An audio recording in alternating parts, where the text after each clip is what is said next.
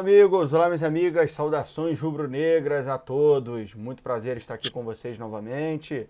Eu me chamo Igor Daltro, estou aqui com os meus amigos habituais, Walter Ferreira Filho e português para concurso, também conhecido como Marcelo Rosenthal, nosso camarada. Hoje a gente teve uma semana, aliás hoje não, né? A gente teve uma semana bastante movimentada nesses últimos dias. Flamengo com a demissão do Ceni, Flamengo com a contratação do Renato Gaúcho, possibilidade de contratações, é muita coisa, né? Mas eu vou aqui abrir inicialmente para os destaques iniciais e vou ceder essa homenagem. Vou dar a honra de permitir ao Marcelo Rosenthal fazer o seu primeiro destaque, que eu já imagino qual seja. Lá vem, Walter. Estamos esperando. Sempre tem um imbecil que esquece de ativar o microfone, né? Aperta o microfone, por favor. Agora sim. Obrigado. O destaque, obviamente, é o Michael. Michael, eu acho que é uma mistura do Zico com o Maradona e o Messi. Né? É um monstro. Né? Agora, sem essa gozação também, eu acho ele é um muito bom jogador e muito útil. Agora, eu como torcedor, eu sempre fui tentei ser um cara mais frio esse tempo inteiro. Eu vi tanto jogador sendo queimado no Flamengo, que as pessoas nem lembram. Eu sempre cito o caso do Serginho, o famoso lateral esquerdo, que fez a carreira dele inteira no Milan. Ele saiu escorraçado, ele só jogou uma partida pelo Flamengo, um jogo que eu estava presente, Flamengo e Botafogo.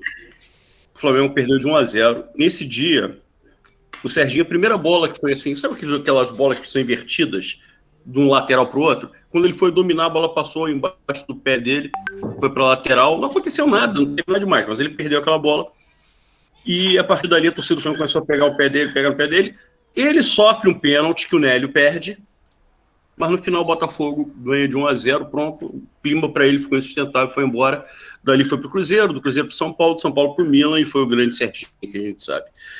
E, assim, a vida toda nós já vimos jogadores que passaram por esse tipo de situação que o Michael está passando. Né? Dentro desse elenco nós temos o Arão, que passou por isso. Era só para o dar Everton destaque, Ribeiro. Era só para dar o destaque, porra. Ele já vai falar. Ele já falou tudo.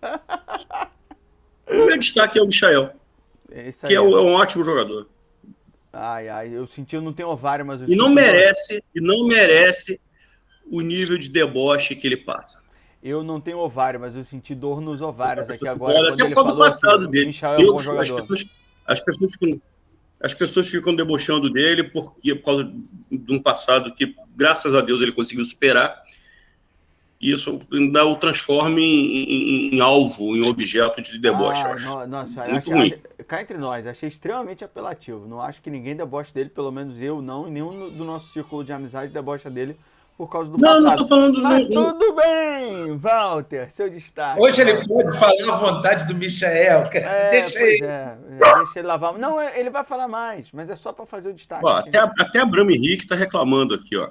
Destaque de hoje é negociações, né? Falar de negociações. Flamengo oficializou proposta por 2 jogadores, daqui a pouco a gente volta a falar. E mais um clube da Europa faz sondagem pelo Muniz. Daqui a pouco a gente torna a falar desse assunto. Vamos lá, grande Igor. O meu destaque é muito maneiro. Eu queria que vocês pensassem o seguinte. Joachim Löw terminou o ciclo dele na seleção da Alemanha. E a Alemanha contratou o Filipão para dirigir a Alemanha. Pois bem, paralelos à parte, eu queria que vocês transportassem isso para o Flamengo. Por quê? A maior lavada que a Alemanha aplicou seria a geração da contratação do técnico que tomou essa lavada, que foi o Filipão. Pois é, eu acho que foi o que o Flamengo fez.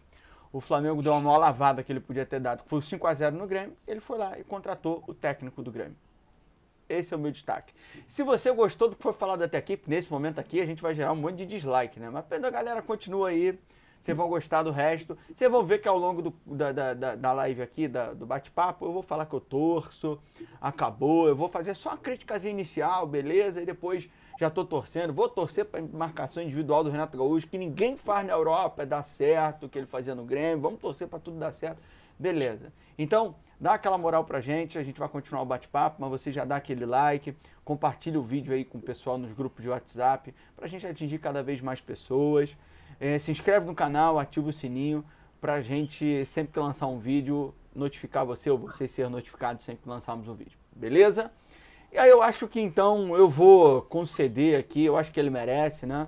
Foram poucos os momentos onde ele pôde lavar a alma, então eu vou permitir. Ele já falou grande parte, mas eu vou deixar que ele fale mais. Rosenthal, fala mais do Michael e do destaque. Eu já começo só fazendo uma observação.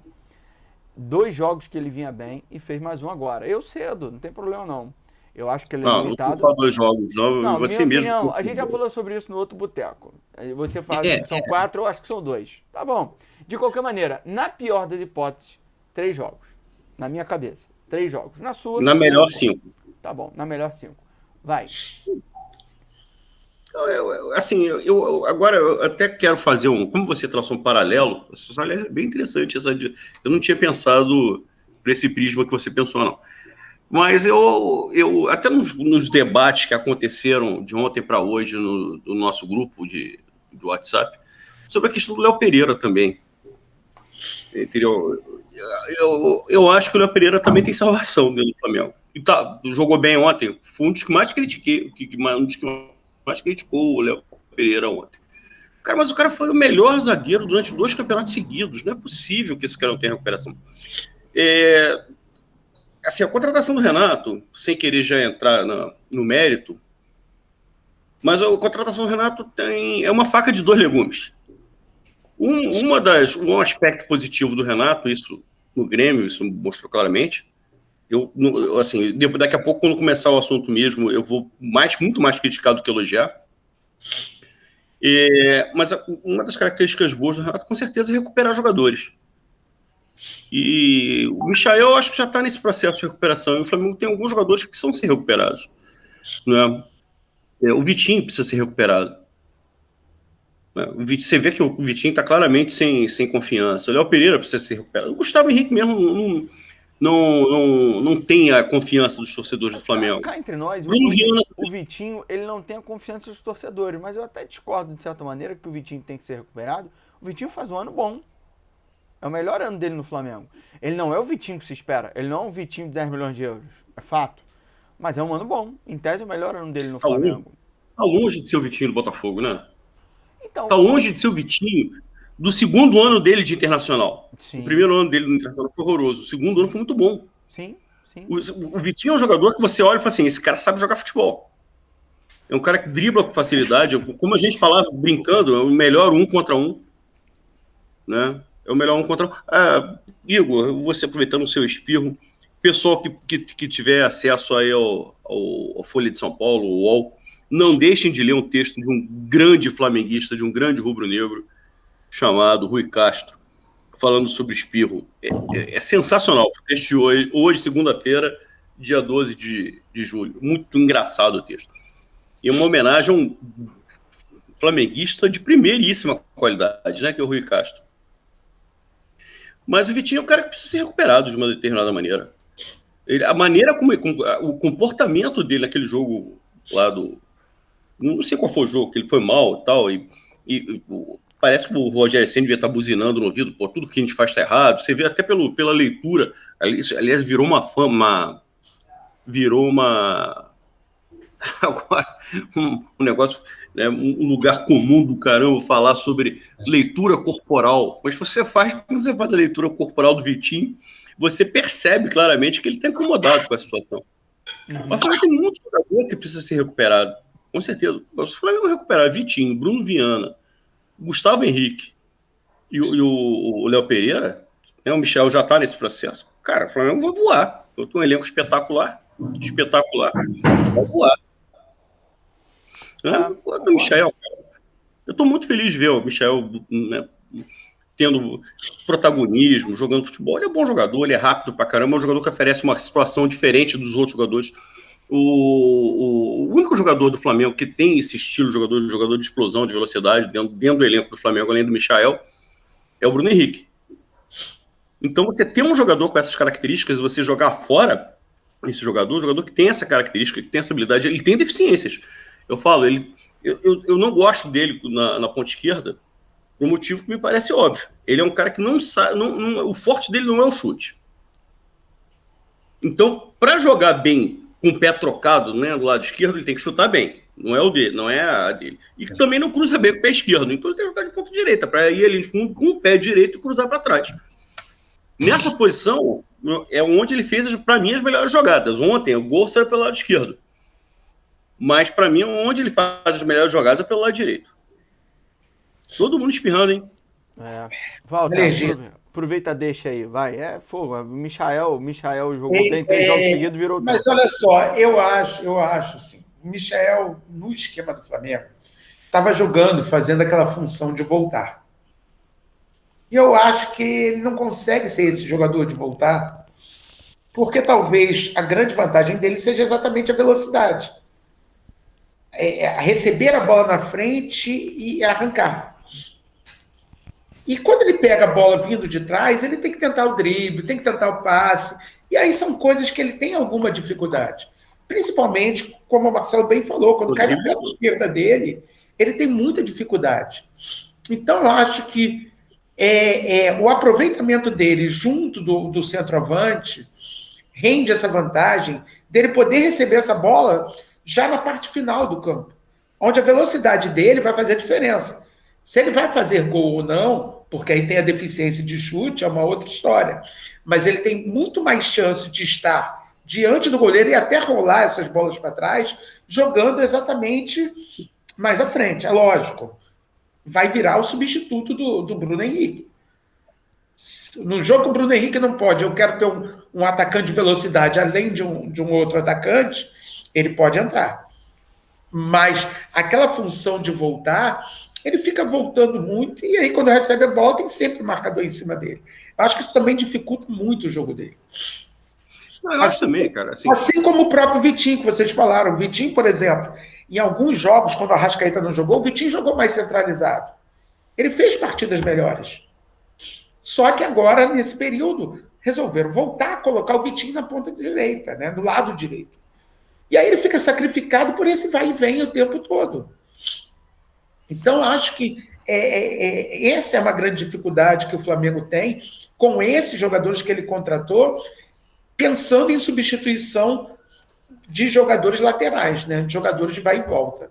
Eu acho que isso é uma bomba dificuldade para o Flamengo.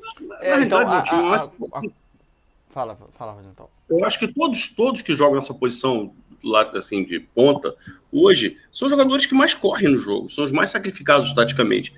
E o Michael, a posição que ele pode jogar é essa. Não tem como fugir disso. Ele tem que jogar na ponta. Nenhuma outra coisa. Estatisticamente, não corre muito mais que os outros, não. Estatisticamente, basicamente, é a mesma quantidade de distância percorrida. Talvez dê mais pique. Mas talvez dê mais pique. Lógico, uma coisa é você correr, outra coisa é você dar vários... Há uma diferença em jogar ponta, marcando lateral, ou jogar como o Bruno Henrique, que às vezes cai pela ponta. É o segundo atacante. Não. Sim, ele mas aí o Flamengo e às vezes faz a função de ponta. Mas, Valtinho, para botar o Bruno Henrique cumprindo essa função, quem teve que se sacrificar no lado esquerdo foi o Arrascaeta. Sim, mas o grande detalhe é esse. Se você vai querer que o Michael faça esse vai e vem, ele não pode ser substituto do Bruno Henrique. Porque ele nunca vai conseguir receber a bola na frente estando lá atrás. Isso é fato. Ou ele se posiciona para receber o lançamento em velocidade e explodir e chegar na frente, e aí ele tem que jogar no posicionamento do Bruno Henrique, ou ele vai ficar acompanhando o lateral e não vai chegar lá na frente. Ele volta toda hora, até porque os times adversários jogam pelo lado esquerdo do Flamengo para tentar explorar o jogo em cima do Felipe Luiz. Então, o jogo é montado por aquele corredor. Se ele fica voltando, ele vai virar um marcador de lateral. Ele não vai chegar nunca lá na frente em boa condição. Eu acho que invariavelmente, quando o Bruno Henrique cai ali pela esquerda e várias vezes o Jorge Jesus usava até o Arrascaeta como segundo atacante ou falso 9, né? Porque quem não lembra, por exemplo, aquele Flamengo e Vasco, o 4-4, foi 4-1. Não, lá em Brasília. 4-1, né? Sim. Em 3 gols do Bruno Henrique. O Diego Alves pegou 2 pênaltis. Isso, 3 gols do Bruno Henrique, não foi isso? Foram 3 gols do Bruno Henrique. Não, acho que não. Eu acho que não, porque teve Não, um gol do 3 Gabigol gols, no rebote do dois Corinthians. e teve um de pênalti do Arrascaeta. 2 do Bruno Henrique, um do Arrascaeta Os de outros acho pênalti e que um do foi o Gabigol. Foram 2 do Bruno Henrique, Isso. um de fora Isso. da área, um depois no início do segundo tempo, aí foi o Gabigol numa bola no rebote lá, que ele chutou, meio a bola quicando, e depois o de pênalti do Arrascaeta. Beleza. Naquele jogo foi a segunda vez que, tá aqui, ó, tá registrado inclusive nesse livro aqui, ó, outro patamar do Theo Benjamin, onde ele faz aqui um relato do ano 2019 com análise tática de vários jogos, vários conceitos que foram introduzidos a cada jogo. Aquele Flamengo e Grêmio, por exemplo, foi 3-1 aqui no Maracanã. O Flamengo, se eu não me engano, começa perdendo. Não, E não. aí? O Flamengo fez 1-0 e o Grêmio Arão, empatou. o Grêmio empatou, isso. Mas o Flamengo era Essa do dominado. Arrascaeta espetacular. Pro Arão, isso aí, exatamente. Tava no jogo. E eu fui esse jogo com o Daniel, um amigo que faleceu de Covid. É mesmo? Caramba. O Daniel lá São Pedro. São Pedro. São Pedro, exatamente. O nosso amigo, infelizmente, lamentável, o cara do violão lá. De qualquer maneira, vamos lá, voltando. E naquele jogo foi a primeira vez que o Jorge Jesus usou a Arrascaeta de falso 9.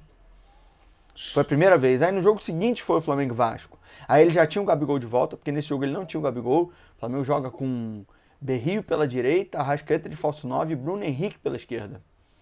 E aí ele muda o jogo, o Flamengo era dominado pelo Grêmio quando ele faz uma trinca de volante. Quando ele bota Arão, Gerson e não lembro mais quem que ele botou ali. Eita, brabo aí. Tá feia a coisa. E aí ele no outro jogo, quando joga Flamengo e Vasco, ele usa o Arrascaeta como um atacante também, só que funcionando como esse falso 9. Então o Arrascaeta ele recuava e o Bruno Henrique entrava pela ponta esquerda. Os 2 gols do Flamengo contra o Vasco, os 2 iniciais, foi assim. Então veja, o Bruno Henrique com o Jorge Jesus muitas vezes era esse cara que tinha que marcar sim. Muitas vezes, quando era o 4-4-2, ele era o segundo atacante, mas por diversas vezes, o esquema que o Jorge Jesus mais usou, por sinal, era o 4-2-3-1, onde o Bruno Henrique ficava na esquerda, o Everton Ribeiro ficava no meio e o Arrascaeta caía para a direita. E às vezes invertia Arrascaeta e Bruno Henrique. Mas muitas vezes, quando o Flamengo propunha o jogo, ele botava o Bruno Henrique como segundo atacante e às vezes até o Arrascaeta. Ele trabalhava variações, ele não era estático. O Jorge Jesus falava muito que... A vantagem que não é estático, que eles até revezam nessa volta dos laterais. Uma vez pode ser o Bruno Henrique e outra pode ser o Arrascaeta. E não é só isso, você confunde o adversário, como é que vai marcar? E aí a gente cai justamente no debate aqui, que a gente pode até propor, que é o sistema de marcação do Grêmio do Renato, que talvez ele vai implementar no Flamengo. Que era um sistema que, por exemplo, do estilo de jogo do Flamengo, era tudo que o Jorge Jesus queria. Por quê? Porque o Grêmio, ele utilizava a marcação individual. Tanto que era muito comum você ver o Jeromel ou o Kahneman perseguindo o atacante na intermediária. Porque o cara marcava individual, cara. Então o Flamengo, como tinha essa fluidez, um Gabigol saía da área, um zagueiro saía, pronto, ficava um buraco. Ele sempre fez assim, então eu acho meio perigoso. Claro, vai dar certo. O Renato Gaúcho, desde que foi contratado, é o melhor treinador do Brasil. Né, do mundo, talvez. Mas, enfim, do Cosmos, exatamente. Mas, enfim, eu acho então que o Jorge Jesus, inclusive, dava uma declaração nesse sentido, que ele dizia assim: ganha o jogo quem tiver mais capacidade de variações ao longo do jogo. Ele falou isso já algumas vezes. Ele falou isso diversas vezes. E ele realmente fazia isso. Cada jogo, ele experimentava algo novo. E aí, de tal maneira que quando os jogos iam se complicando, ele já tinha alguma tentativa para burlar o sistema defensivo do adversário. Então era muito bom, enfim. O Arrascaeta muitas vezes era esse segundo atacante. Para mim, que vocês estavam falando aí, o Michael, beleza, pode jogar na esquerda ou na direita, o Rosenthal prefere na direita. Enfim, pra mim, tanto faz, né? Eu acho que ele jogando pela esquerda ou pela direita, ele é um cara que consegue dar profundidade, aquele cara que vai pra linha de fundo, ainda que ele use mal com a esquerda, mas enfim. Mas o Vitinho é o reserva do Arrascaeta. O Vitinho é o reserva do Arrascaeta. O Vitinho é ou o segundo atacante ou o meia por trás do centroavante. Essa é a posição que ele vem jogando esse ano, que ele vinha bem. Se trocar ele de posição, não adianta. Fala. Eu vou fazer uma pergunta para você, que é o nosso especialista em assuntos táticos. O Arrascaeta teve um ano de 2019 espetacular, indiscutível. Foi um dos craques do time de 2019. Mas eu vou falar uma coisa meio maluca, não sei se vocês concordam comigo ou não. Eu achei que o Arrascaeta em 2020 jogou mais do que em 2020. Embora o Flamengo tenha caído de produção em 2020, é óbvio que o Flamengo não jogou em 2020 um futebol da mesma qualidade que em 2019, eu acho que o Arrascaeta subiu muito de produção. E aí eu fico pensando, será que aquele futebol como é que é, de posição, né? Do Domi, em que o Arrascaeta, a sensação que eu tenho da diferença entre o Flamengo de 2019 e o Flamengo de 2020, aquele jogo mais estático fez com que o Arrascaeta, por outro lado, assumisse o efetivo número 10, camisa 10 do Flamengo. O Arrascaeta do Domi era um camisa 10 e o futebol dele subiu. Em compensação, isso prejudicou o Bruno Henrique, que teve que ficar mais colado na ponta esquerda. Talvez o Bruno Henrique, a partir dali, nunca mais tenha recuperado o nível de futebol, porque ele ficou muito grudado na esquerda. E até hoje eu acho que ele está um pouco assim. Eu não sei se você concorda comigo. Para elevar o nível do futebol do Arrasca, houve um prejuízo, houve um prejuízo mesmo, né? Um sacrifício do Bruno Henrique. Veja, o jogo de posição ele é muito mal entendido aqui no Brasil, né? Essa é uma falácia, a gente fica procurando adjetivos aqui que sejam educados, mas é uma burrice, é uma ignorância, um desconhecimento, um preconceito. Falar que o jogo de posição é uma coisa estática, não é uma coisa estática, os jogadores têm liberdade. A diferença é a seguinte, quando você tem um jogador ocupando determinado espaço, se ele sai daquele espaço, um outro jogador vai ter que ocupar aquele espaço. Por quê? O jogo de posição ele sustenta na ideia de que o segredo do futebol é tempo e espaço. Quem não lembra, vamos voltar aqui no tempo, muita gente que vai estar, de repente vai nos assistir, quer dizer, muita gente é muita pretensão nossa, né? Mas quem vai estar de repente nos assistindo, pode ter gente nova, que não vai lembrar. Mas alguns de nós aqui, certamente nós três vamos lembrar, das tretas entre o Luís Van Gaal e o Rivaldo no Barcelona. Porque o Rivaldo foi eleito em determinado ano o melhor jogador do mundo e ele falava abertamente que ele não queria jogar na ponta esquerda. E o Luís Van Gaal falava, você vai jogar lá. Por quê? Porque o Luís Van Gaal é um cara que vem da escola do Cruyff. E o jogo de posição. Então, o Luís Van Gaal falava, você vai ficar lá, é a tua posição. Conclusão, o Rivaldo é vendido pro Milan. Porque o Rivaldo não aceitava. Ele era o melhor jogador do mundo, mas na cabeça do Luís Van Gaal ele tinha que preencher o espaço pela esquerda. Gente, se você prestar atenção, a questão do jogo de posição, como eu disse, a questão do tempo e espaço, tem um vídeo, a gente pode depois até procurar, de repente publicar ele no canal, que é um vídeo do Henry, é um vídeo de 4, 5 minutos, onde o Henry fala o que aconteceu com ele no Barcelona na época do Guardiola. Walter já deve ter visto esse vídeo. Onde ele está dando uma explicação, que a função do Henry era ocupar o lado esquerdo, como o Bruno Henrique que você falou. Agora você imagina, se você acha que sacrificar o Bruno Henrique na ponta esquerda era um crime, imagina sacrificar o Thierry Henry na ponta esquerda. O que acontece? Era Barcelona e Celtic. O Henry, ele sai da ponta esquerda, vai se meter lá pelo meio, faz uma tabela, parece que ele faz até o gol no jogo. Vira 1-0 no primeiro tempo.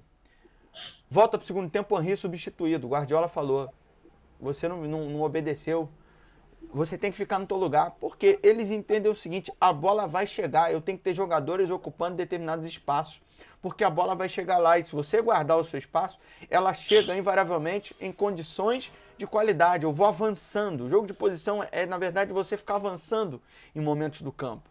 Então o Bruno Henrique ficava muito na esquerda? Ficava. Agora, eu não sei por que, de certa maneira, esse estardalhaço, uma vez que no Santos ele se destaca por jogar na linha lateral, correndo em cima da linha.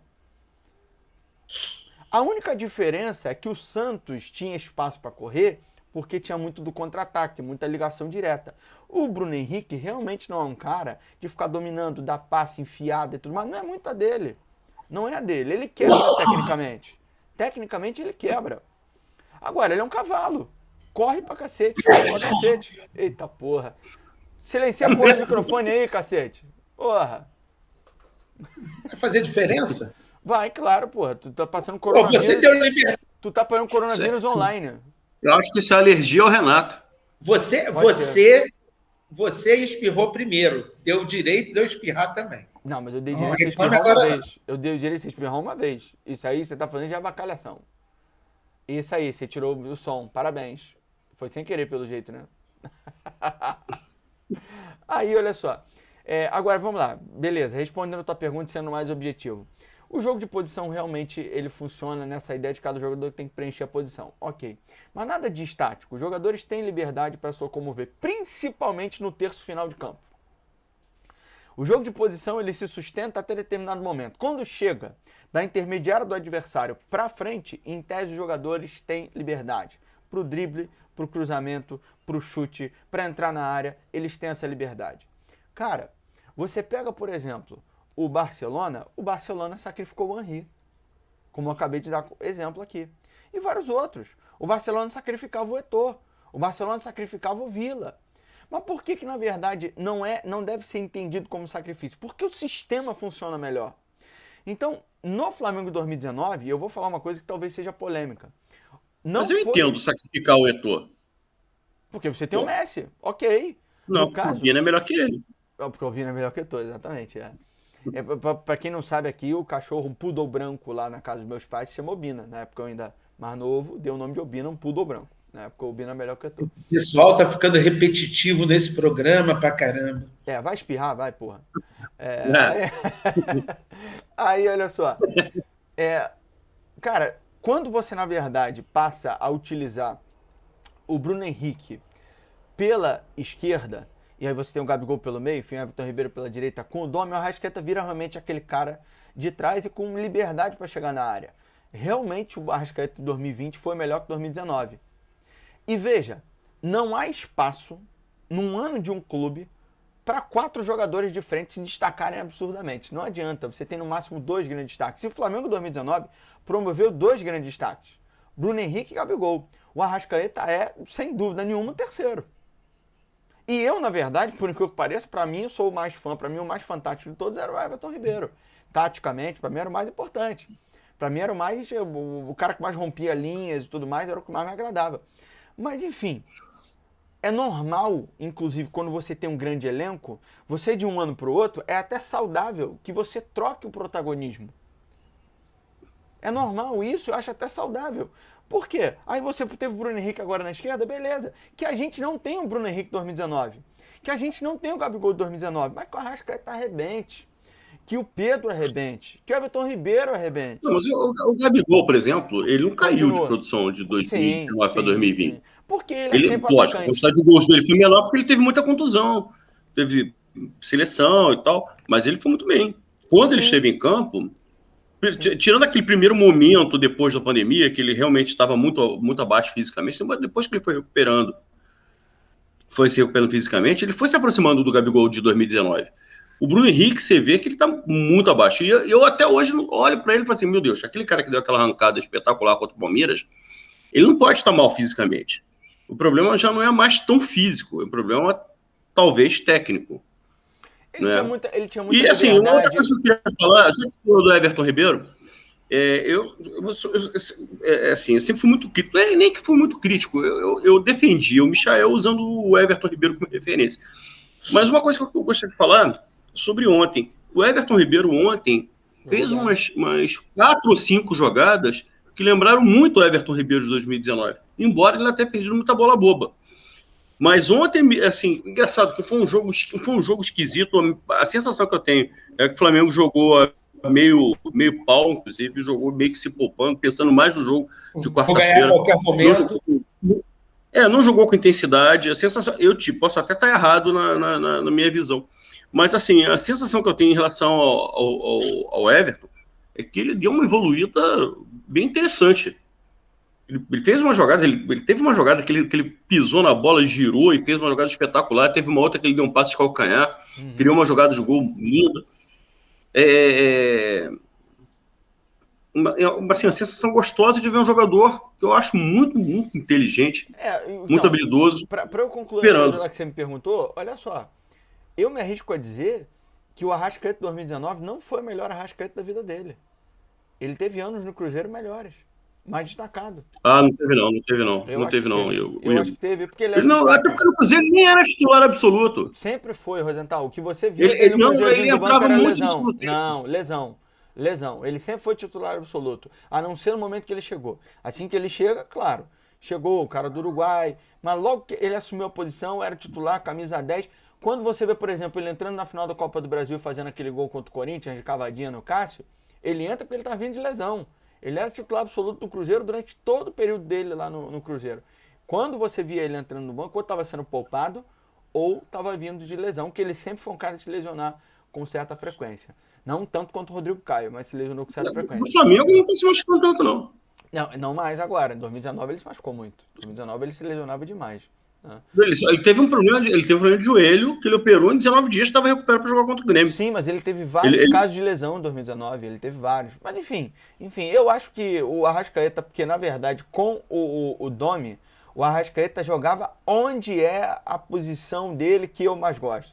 Que o pessoal aí fala na divisória lá do campo do Guardiola, chamada Zona 14, ele chegando na Zona 14. O que é a Zona 14? É meia-lua da grande área. Aquela meia-lua ali. Foi onde ele fez gol ontem. No estudo do futebol, aquela é a zona mais perigosa para se fazer gol, para se tomar gol.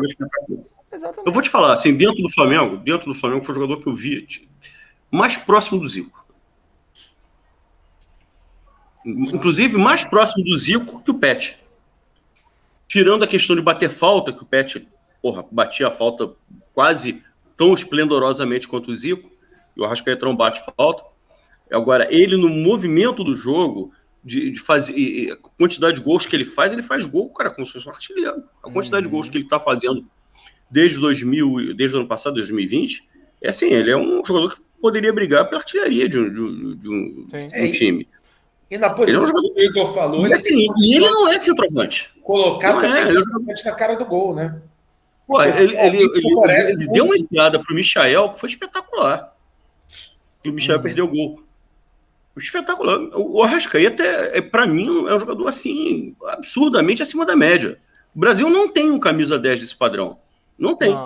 Não. Na seleção. Na Europa jogando. Não. Ele é mais jogador que o Coutinho. Na América do Sul, eu vou além. Na América do Sul não tem um meia como ele. No mundo. Só tem o Messi. Não, jogando aqui, quero dizer. Não, e o Messi não é meia. Não, e o Messi não é meia. E outra coisa, o Messi não é meia. Não dá pra botar o Messi nessa coisa, porque o Messi joga com a 10, mas não é 10. O Messi é atacante. Atacante que joga pela ponta, ou até mesmo como o Guardiola jogava, ele era falso 9. Ele jogou de falso 9 com o Guardiola. Eu não vejo eles na mesma posição. Eu não vejo o Messi como 10 propriamente dito. E na verdade o 10 classicamente não existe mais. Mas o Arrascaeta, dependendo do sistema de jogo, ele pode funcionar como 10 da época do Zico, que era ponta de lança. Que é justamente o cara atrás do atacante, entrando na área o tempo todo, dando os últimos passes. Então eu acho realmente o Arrascaeta muito fantástico. Para mim é o jogador mais especial que tem na América do Sul. Embora não seja jogador que, embora me encha muitos olhos, por ele não ser tão participativo no jogo, eu acho que, por exemplo, 2019... Eu acho até que essa deficiência ele corrigiu, sabe? Depende da posição. Se você olhar o histórico... o Flamengo ganhou do Internacional. O Flamengo empatou com o Internacional lá na Libertadores, com bola que ele roubou, passou pro Bruno Henrique, saiu contra-ataque. O gol de empate, maravilhoso, fantástico. Talvez o gol da nossa vida.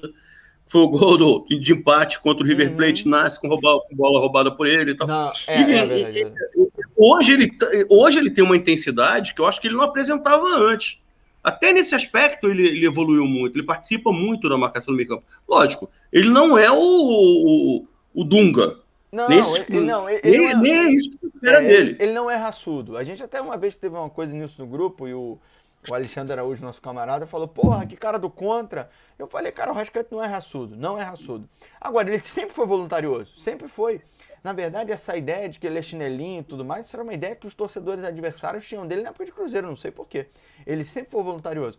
Naquela brincadeira lá de Cartola, o Arrascaeta tinha anos que era pontuador máximo, porque ele era um cara que fazia gol, dava assistência e roubava a bola. Ele sempre foi um cara voluntarioso. Mas é claro, ele não entrega muita intensidade. Não entrega. E outra coisa, isso que eu acho mais fantástico. Mas o que é isso, não é intensidade? Um cara que participa da marcação, é o que participa bastante da marcação, roubando bola, participa com muitas assistências, participa com muitos gols. Isso não é intensidade? Não. Não sei. Não, isso é não sei o que é, então. Isso é participação. Intensidade é o cara que corre o tempo todo, é o cara que está o tempo todo buscando o embate físico, é o cara que está o tempo todo necessariamente roubando a bola, fechando o linha e tudo mais. Ele não entrega isso. Tanto que muitos treinadores encontraram uma solução de botar ele como falso 9 justamente para ele não ser o cara que tem que ficar recompondo. porque ele muitas vezes falha nisso. E ele não é um cara de grande velocidade. Então, mesmo que ele entregue intensidade, ele não chega tão rápido. O Bruno Henrique já é um cara que consegue chegar Eu acho, por rápido. exemplo, eu acho o Arrascaeta muito mais intenso no jogo do que o Gabigol. Sim. Sim. Né? O Gabigol, ele assim, de vez em quando dá umas malucadas nele, aí ele sai correndo igual um maluco atrás dos zagueiros. Mas isso é pra torcida. Mas de vez em quando ele fica desligadão. Isso é pra torcida. Fica desligadão, deixa os zagueiros saírem jogando, tranquilo. Isso é pra torcida. Isso aí ele sabe que não vai dar em nada. Ele fala pra torcida. Nunca deu. Essa coisa dele sair correndo atrás do goleiro. Ele ajuda bastante na marcação e tal. Às vezes, o Flamengo já fez gol com bola que ele participou do processo de marcação na frente. A marcação alta, se não for coordenada, é pra torcida. Não funciona porra nenhuma, só atrapalha. Não porra nenhuma, exatamente, só atrapalha. Se você vai correr sozinho atrás de goleiro e três zagueiros, nem vai. É só mais um a ser vencido. Não vai tomar bola, não adianta. Só se for uma besteira muito grande, como aconteceu lá com o Pedro, lá contra o Bahia, uma vez. Mas enfim, vamos seguir aqui. Eu vou puxar o meu assunto, que é o seguinte. Vamos ser breve. Vamos ser breve no início do assunto. Para a gente conseguir finalizar a nossa gravação e nossa live em pouco tempo. Veja, a ideia que eu trago aqui a vocês é a seguinte. A Alemanha terminou o ciclo e contratou o Filipão, que foi a maior goleada que a Alemanha deu foi contra o Filipão. A maior goleada mais impactante que o Flamengo dá é contra o Renato Gaúcho. E o Flamengo contrata o Renato Gaúcho. Bom, eu já deixei muito claro... Uma analogia interessante mesmo. Eu já deixei muito claro que eu não curtia. Não curtia por uma série de coisas, tá? Eu acho que é de certa maneira... E aqui é minha opinião, tá, gente? Eu não sou dono da verdade, nenhum de nós é só opinião. Eu não acho que seja... Eu acho que seja um retrocesso, o estilo de treinador que ele é. Acho que se existe realmente uma panela formada no Flamengo, ele vai ser um cara que não vai te fazer a panela, pelo contrário, vai fazer parte dela. E eu acho que taticamente, mesmo que venha aquelas ideias aí de que o assistente dele é muito bom e não sei o que e tudo mais, bom, não acho. O Jorge Jesus pintou e bordou, jogando com bola parada, porque quem marca individual, qual é a parada de quem marca individual? Quem marca individual, você põe as peças do jogo de xadrez do adversário onde você quer. Então, assim, na Europa se faz isso? Não. Na Europa é marcação por zona, no máximo, zona com encaixe individual. No máximo. Então, enfim, eu sou muito reticente com a vinda do Renato. Vou aqui abrir sua volta para a gente ser breve e, na verdade, depois falar coisas positivas. Vamos falar do que pode vir de positivo do Renato, porque cá entre nós, né? Já foi contratado, agora vamos torcer, vamos ser flamenguista. Tem um pouco de razão aqui, a gente vai falar, mas depois vamos ser flamenguistas, vamos torcer. Walter, fala aí. Não, olha só, o primeiro aspecto que eu falo do Renato, assim, eu me vejo na condição de professor. O Walter não consegue falar. Fala, o Walter hoje está parecendo um técnico. Não, eu me vejo na condição de professor. Um técnico de futebol. O futebol hoje, eu estava hoje conversando, tentando ser professor com a minha mulher, tentando explicar taticamente a evolução que aconteceu no futebol. O futebol brasileiro era até que em 2019 chegaram aqui o Jorge Jesus, o Sampaoli, e a realidade também é que não foram só eles, também veio uma leva de técnicos jovens que estudaram e que buscaram outras alternativas. Zé Ricardo, Barbieri. Enfim.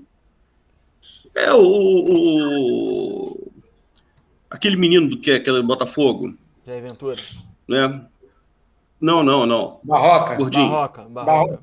Barroca. Aí você vê essa garotada aí, esse pessoal mais jovem, o pessoal que estudou, que correu atrás, buscou um novo meio de sair jogando, quase sem chutão, marcação adiantada e tal. Cara, isso revolucionou o futebol brasileiro, mas, assim, na realidade, o que eles acabaram fazendo foi resgatar o que já acontecia na Europa há mais de 10 anos. Resgatar entendeu? Não, então, não resgatar não. Eles foram implementar o que já acontece na Europa há 10 não. Há 10 não. Já existia lá. É isso aí. Há 15 anos, no mínimo. Não, é isso que eu estou falando. Já existia lá há muito tempo. E aqui nós estamos jogando um futebol muito atrasado. Sobretudo futebol de clube, né? Futebol de jogador de seleção é outra história, porque todos os caras jogam lá na Europa. Mas o futebol de clube aqui no Brasil é um futebol muito atrasado. E muito atrasado em relação, inclusive, à própria América do Sul, que você via que clubes na América do Sul com investimento muito menor conseguiam superar os clubes brasileiros. Você vê, o Júnior Barranquilla foi campeão, o Lanús chegou à final de Libertadores, o River Plate ganhou 2 vezes, e o River Plate e o Boca Juniors, apesar de serem potências dentro da Argentina, eles não competem financeiramente com o Flamengo, com o Palmeiras. Né? Então, o que acontece? Com a chegada do Jorge Jesus, com a chegada do São Paulo, o Brasil entrou no futebol moderno. Né? E isso, para mim, é muito claro, muito claro. E o Renato ficou para trás. E o que me chateia, eu sou professor, você é professor, o Walter é professor. Pô, primeira coisa que o cidadão fala é que ele não estuda. Cara, quem não estuda não se recicla. Eu sou professor, assim, eu tenho 55 anos de idade. Eu sou professor há 35 anos. E eu até hoje estudo. E eu sempre falo para os alunos, olha, se algum professor chegar para você e disser eu sei tudo, sai fora desse cara. Porque esse cara é mentiroso. Entendeu? Todo mundo tem que estar se reciclando. Cara, a vida está aí. Quem parar no tempo morre. Então, pode ser que aquele discurso fosse da boca para fora. Mas a sensação que eu tenho, até e em cima do comentário que você faz, né, que eu não sou tão, aí já para falar, eu não sou tão estudioso assim da parte tática, né, mas nem um pouco estudioso da parte tática. Eu sou torcedor, né? A sensação que eu tenho é que o Grêmio de 2017 foi campeão em cima de uma situação meio atípica, atípica e típica de Copas. Copa, de repente, um inferior pode ganhar o superior. O Palmeiras foi campeão ano passado jogando futebol horroroso. Então, Copa, acontecem essas aberrações. Mas foi campeão, só que o futebol que o Grêmio foi campeão em 2017, hoje, ele não se estabelece mais. Não se estabelece. E o Renato não quis se reciclar, não quis dar... E aí, enfim. Agora, aquilo que você fala, meu amigo, chegou ao Flamengo, agora eu sou Renato Gaúcho e dane-se. Quem é melhor, Renato Gaúcho ou Guardiola? Renato Gaúcho. Eu tô falando... Walter, fale. Basicamente, tudo que vocês falaram, hoje, inclusive, na entrevista, perguntaram isso para ele, se ele ia implementar o estilo de marcação individual. Sim. É lógico, ele falou que precisa de tempo para treinar, nesse momento não vai ter tempo, vai conversar com os jogadores, a gente vai ver isso depois. Mas eu concordo com o que vocês falam, assim, o Brasil, antes de 2019, jogava outro esporte que não era futebol, porque quando você vê um jogo tático e vê os jogos do Brasil, são esportes diferentes. O Brasil melhora muito com a vinda, né, do Jorge Jesus, do Sampaoli, que trazem uma visão mais arejada, uma visão de Europa, e melhora bastante. O Renato Gaúcho é aquela história. O Renato Gaúcho se vale em 5 anos de 2 títulos. Ele ganhou 2 títulos grandes. Uma Copa do Brasil e uma Libertadores, só. O resto foi Campeonato Gaúcho e essas Copas que tem, Recopa, ou seja, Copas de um jogo só. Até porque ele abre mão dos brasileiros, inclusive todos. Ele sempre abria mão dos brasileiros. Eu quero ver como é que vai ser isso no Flamengo. Tenho minhas dúvidas. Inclusive, isso não só no Grêmio. No Fluminense ele fez isso. Na época que o Fluminense estava na Libertadores, que ele falou, não se preocupem, depois eu nado de braçada e chego lá na frente. Até chegou. Mas a Libertadores perdeu para ele. Não, quase caiu. Não, naquele ano não, ele ficou... Correu risco de cair para a segunda divisão? Não, acho que não foi aquele ano, não. Acho que não, que o Cuca salvou não, lá no Curitiba. Não. Ele ficou meio que pelo meio da tabela, mas não ficou. Mas eu acho o seguinte, lógico, concordo com vocês. A partir de ontem e de hoje, a apresentação que caracteriza a entrada dele, eu torço para o Renato Gaúcho. Eu sou Flamengo, eu torço para o Flamengo. Então, quem quer que esteja lá, eu posso não concordar, tá? Mas é lógico que eu vou torcer. Espero que tudo dê certo. Até porque a gente ainda tem um problema, né? A partir de agora, a gente não pode ter outro técnico no Campeonato Brasileiro. Exatamente. Porque, com a nova regra, esse é o segundo técnico. Então, Renato Gaúcho vai até o final do ano no Flamengo. Mas vamos lá. Renato Gaúcho é o melhor técnico do planeta. Ou, como disse Marcelo do Costa. Isso aí.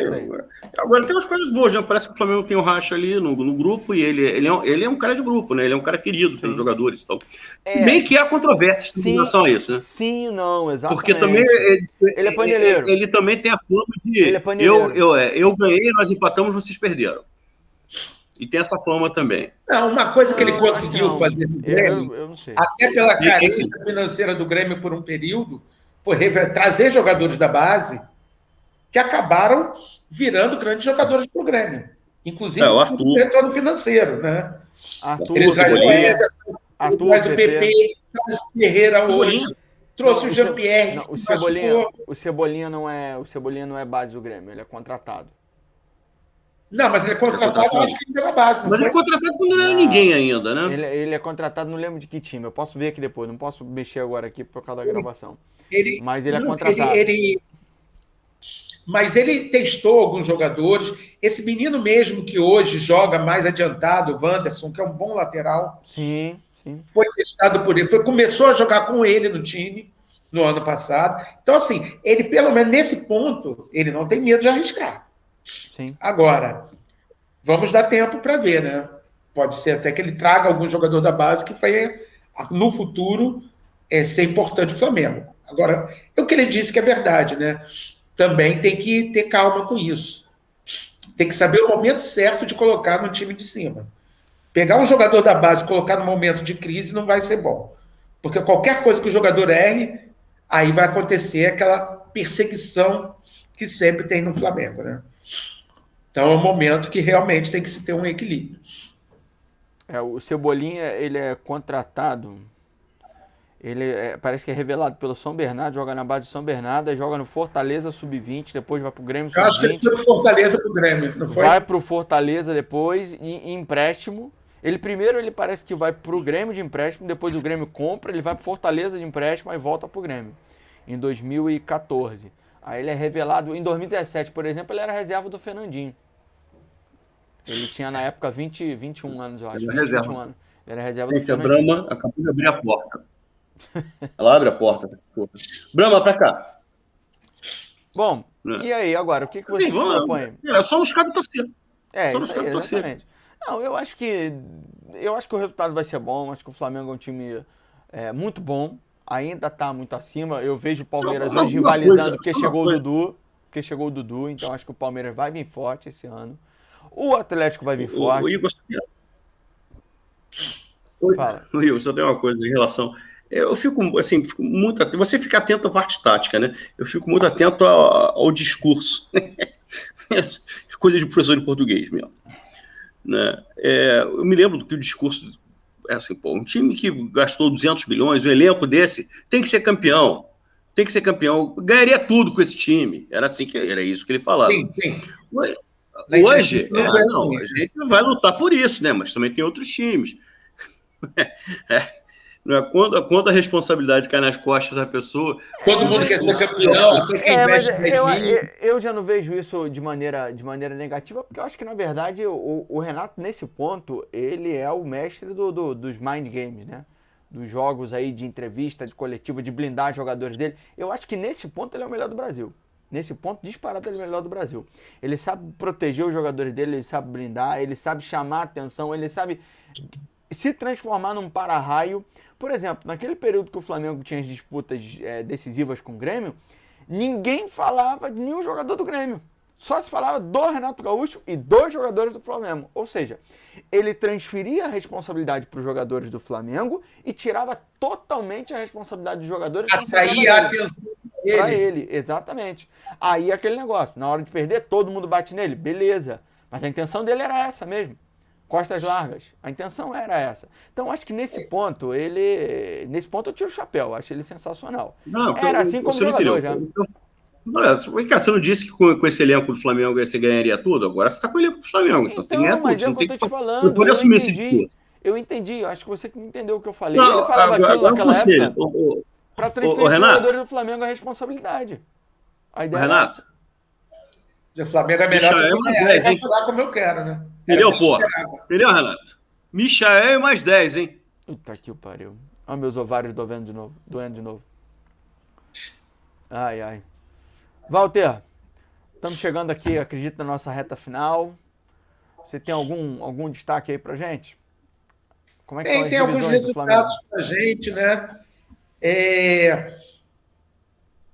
Falando de esporte que quase não se fala, nada sincronizado, o Flamengo ganhou todas as provas do estadual de inverno de nado sincronizado, que foi essa semana, dia 11. O Flamengo também ganhou 2 competições de remo e canoagem, aqui na informação nos traz uma divisão, lá no Espírito Santo. Ganhou pela 5ª vez a volta à Ilha de Vitória e ganhou a Copa dos Estados Unidos de Espírito Santo de remo. O Isaquias ainda tá no Flamengo? Tá, mas está treinando para a Olimpíada, né? Canoagem é um dos nossos atletas. Sim, só não tinha certeza. No futebol, né? O Sub-15 fez o primeiro jogo da semifinal com o Botafogo, ganhou de 2-1, pode empatar o segundo jogo que está classificado. Lembrando que o Botafogo tem a vantagem de placar igual. Então, o Flamengo pode empatar, porque 1-0 o Botafogo se classifica. Fez também o primeiro jogo da semifinal da Copa Rio Sub-17 com o Fluminense, empatou em 0-0. Também o Fluminense tem a vantagem. O Fut7 fez a semifinal jogando contra o Vasco. Ganhamos de 3-0, uma partida muito bem jogada. Infelizmente, eu não consegui descobrir contra quem é a final. O Flamengo no futebol feminino, na sexta-feira, tinha empatado com o Minas Brasília, que é um clube de Brasília. Agora, tá jogando retorno. Ele ganhou de 1-0 hoje. Faltam 2 jogos, Cuiabá e Fluminense, para decidir se o Flamengo passa de fase no futebol feminino sub-18. E o Brasileirão sub-20, né, que ontem a gente perdeu de 2-1 para o Grêmio, a partida até que eu assisti. Eu acho que eu levei a zero pro time. Nada do basquete, né? Nada de basquete. Basquete tá de férias, cara. Vai ter Olimpíada, né? Tá de férias. Tô de contratação, né? Assim, lógico, né? Cada um tem os seus sonhos, LeBron James, né? Mas, assim, um sonho dentro da nossa realidade do Piniquim. Sabe um jogador que eu adoraria ver no Flamengo? Hoje tem NBA falando nisso, Alex. né? Não, foi ontem. Não, foi ontem, né? Eu adoraria ver o Alex. O Alex Careca? Eu acho que ele, cara do Flamengo. Os caras não podem encerrar a carreira sem jogar um ano no Flamengo. É difícil, Alex Garcia. Vem pro Flamengo, vem ser feliz, cara. Deixa eu só falar que a minha chamada, né? A gente tinha falado na chamada que o Flamengo... Oi? O Alex deve estar com 50 anos. Buscava... O cara joga uma raça com a disposição, ele corre igual um louco. Vocês não vão deixar eu falar... Desculpa, Walter. Vai lá, Walter. Pode falar, por favor, perdão. Vai lá, Otinho. Proposta, né, de empréstimo, Thiago Mendes e do Kennedy. Sim. E a Inter de Milão, ela pediu informações sobre o Muniz. Tá? Parece que aquele clube da Arábia que queria contratar o Muniz já subiu a proposta para o Flamengo, já chega a 7 milhões. Né? 5 milhões mais premiação, bonificação. Mas o Flamengo quer 8 milhões, de acordo com a resposta que ele deu para o Atlético de Madrid. Com relação ao Alex, o Alex, no pré-olímpico, fez uma cesta do meio da quadra no último minuto. Assim, estilo NBA. É uma cesta fantástica. Eu gosto muito dele pela raça que ele, pela entrega dele e por não ser um jogador tão alto, mas que tem um poder de marcação, uma impulsão. Ele lembra, a gente que acompanha a NBA, acho que o Rosenthal não acompanha, ele lembra o PJ Tucker, que é um cara que é baixo e marca ala pivô, pela vontade. O Alex também fazia isso, ele tinha uma capacidade de marcar os maiores. Eu até vejo NBA, sabe? Mas sabe o que acontece? Eu gosto de torcer. Pra torcer tem que ter o Mengão no meio, cara. Torce pra porra da bola cair na cesta, pronto. Entendeu? Resolvido. Se tivesse o Flamengo de Kentucky, acho que eu iria. Você pensa quem vai ser o próximo jogador que você quer ver no Flamengo e torce para esse time. Olha, não vi. Por exemplo, o Cris Pouco está se aposentando. Deixa eu interromper vocês aí, que a nossa chamada ela vai encerrar a qualquer momento, nossa gravação, então acho que a gente tem que conduzir. pro nosso final, dar aquele alô final pro pessoal. Mais uma vez reforçando, que deixa o like aí, que se inscreva no canal, ative o sininho e compartilhe o vídeo nos grupos de WhatsApp de Mengão. Fala rápido, Rosenthal, vai acabar, hein? Vamos fazer uma aposta aqui do jogo de quarta-feira. Qual é a aposta? 2x1 Flamengo. Lá. Bolão. Lá contra o Difícil. Bolão. Bolão. 2x1. 2x2. Para mim, 1-1. Então tá falando. Tá registrado. Aqui, tá anotado aqui também. Com o professor de português. Tá registrado. Beleza? Galera, beijo no coração de vocês, meus amigos, e todos vocês que estão nos assistindo aí. Beijo. Bom estar aqui com vocês. Até a próxima. Valeu, pessoal. Saudações rubro-negras. Michael na cabeça. Valeu. Valeu.